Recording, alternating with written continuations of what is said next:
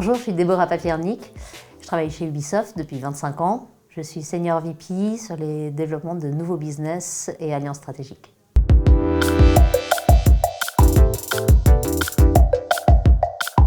L'idée de ce département, c'est d'aller au-delà du jeu vidéo, soit pour proposer des nouvelles expériences basées sur nos marques à nos fans, soit pour aller toucher des nouveaux publics en utilisant à la fois nos marques et nos expertises. Et on développe de nouvelles expériences dans le domaine du live, du location-based entertainment, par opposition aux jeux console ou PC qu'on peut jouer à la maison, dans le domaine de la santé, de la culture, de l'éducation, de la mobilité. C'est très vaste en fait, on peut toucher un peu tous les domaines. Et mes activités, c'est les activités qui n'existent pas encore chez Ubisoft. On a déjà du film, on a déjà des BD, des livres, on a déjà pas mal de choses en diversification. Et moi, je vais toucher des nouveaux secteurs.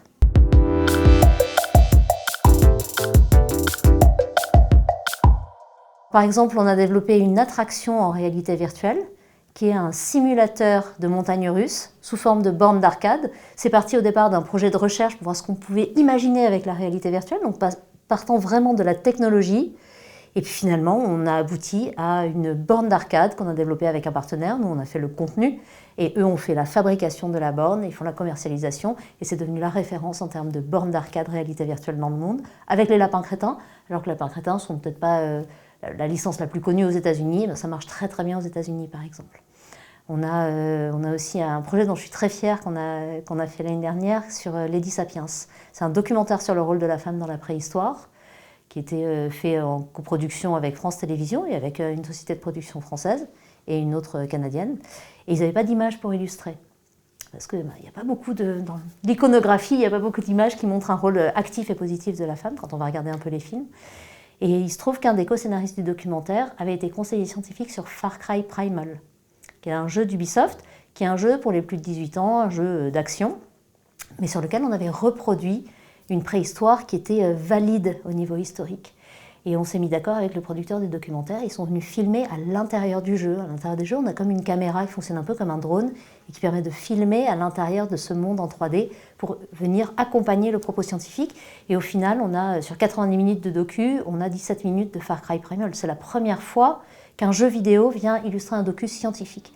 Et c'est un succès énorme. Il a été diffusé en France sur France 5 dans la case Science Grand Format fin septembre. D'habitude, ils font des audiences à peu près 700 000. Là, ils ont fait 1,4 million en première diffusion. Et puis, il y a déjà eu une diffusion US et puis il y a des diffusions prévues partout à l'international. Et en parallèle de ça, on a fait aussi une expérience en réalité virtuelle. On est reparti encore de matière développée dans le jeu. On a créé une expérience en réalité virtuelle qui vous met vraiment dans la peau de Lady Sapiens et qui est montrée, par exemple, au Muséum d'Histoire Naturelle à Paris.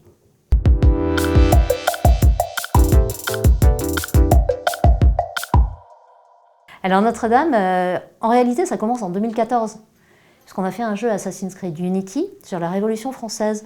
Et dans ce jeu, on a reproduit plein de monuments, dont Notre-Dame. Et ce modèle de Notre-Dame qu'on a fait, qui est un modèle fait à la main par des graphistes, qui a demandé 5000 heures de travail, a été salué au moment de la sortie du jeu parce qu'il était absolument magnifique.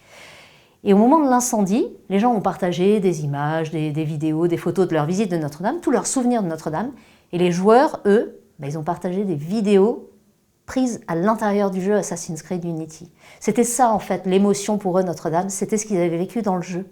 Et nous bien sûr ça nous a émus, en tant que boîte française on a donné de l'argent pour la reconstruction, on a donné le jeu gratuitement pour que les gens puissent le télécharger. Et puis je me suis dit mais c'est dommage, ce jeu Assassin's Creed c'est un jeu pour les plus de 18 ans, et puis il y a des gens qui n'ont pas obligatoirement envie d'y jouer. Il faut qu'on trouve un moyen de faire visiter Notre-Dame au grand public aussi. Et j'ai demandé à mon équipe d'extraire le modèle 3D du jeu pour le passer en réalité virtuelle et de permettre à n'importe qui, des familles entières, des enfants, des personnes âgées, n'importe qui, de visiter Notre-Dame. Et on a une expérience qui dure 4 minutes dans laquelle on marche dans Notre-Dame, dans une zone de 3 mètres par 3 mètres. On marche dans Notre-Dame et on a accès à une dizaine de points de vue différents. En termes de son, on a en plus un enregistrement fait sur l'orgue de Notre-Dame par Olivier Latry 6 mois avant l'incendie. Et c'est bluffant. Et à partir de là, donc ça c'est disponible pour le grand public, si vous avez un casque, vous pouvez le télécharger, l'essayer gratuitement. On l'a montré aussi aux acteurs du chantier qui ont été bluffés par l'émotion. Tout le monde parle d'émotion quand on teste cette expérience.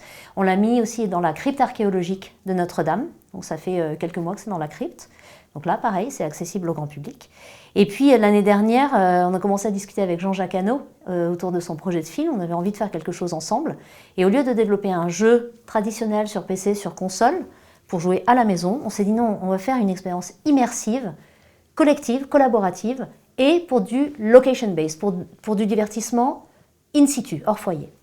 On a une expérience qui est en développement, là le développement est bientôt terminé, où c'est un escape game en réalité virtuelle qui dure 1 heure, qui se joue à 2 ou 4 personnes et dans lequel on doit sauver la couronne d'épines, donc trouver le coffre, ouvrir le coffre, c'est du puzzle game comme dans les escape games, et puis on doit lutter contre l'incendie avant qu'il soit trop tard, avant que le compteur tourne. Et pour ça, ça a été génial parce que Jean-Jacques Hano, qui est un conteur fantastique, a pris le temps de nous raconter l'incendie. Il a aussi partagé le scénario, on a visité le lieu de tournage à Saint-Denis. Et puis mon équipe a aussi été invitée plusieurs fois sur le tournage du film, sur plusieurs séquences, pour s'imprégner en fait vraiment de l'ambiance du film, puisqu'il a reproduit l'incendie, pour discuter aussi avec les professionnels qui travaillent dessus. Et puis comme on veut pousser le réalisme au maximum, on a aussi invité les pompiers qui étaient au feu ce jour-là, qui ont combattu, qui étaient les héros du sauvetage de Notre-Dame. On les a invités à venir tester l'expérience en développement pour qu'ils nous aident à ajuster en termes de langage, d'attitude, d'événements, pour être le plus proche possible de la réalité.